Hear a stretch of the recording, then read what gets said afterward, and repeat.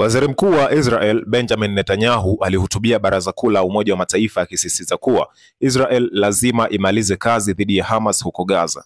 Hotuba yake ilikumbwa na upinzani mara baada ya wajumbe wengi kuondoka ukumbini, huku Marekani ikibaki kimya lakini bila kupeleka viongozi waandamizi. Netanyahu aliendelea kwa kuwalaumu vikali viongozi wa Magharibi kwa kuunga mkono utaifa wa taifa la Palestina, akisema wamelegeza msimamo wao kutokana na shinikizo la wanaharakati na kuonya kwamba Israel kamwe haitabadilika.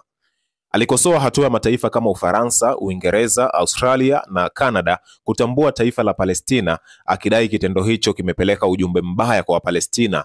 Na hata hivyo, ripoti za Gaza zinaonyesha zaidi ya vifo 65 na uharibifu mkubwa wa miundombinu, hali ambayo imeongeza shinikizo la kimataifa dhidi ya Israel.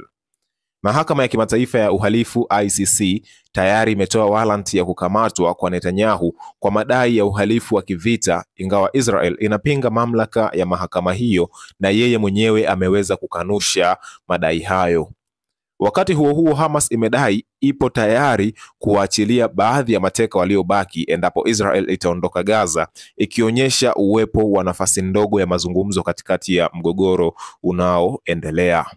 Mpaka hivi sasa mataifa mengi yameweza kulitambua taifa la Palestina kama taifa huru mara baada ya kipindi kirefu kuweza kuishi taifa hilo pasipo utambuzi huo kutoka kwa mataifa makubwa.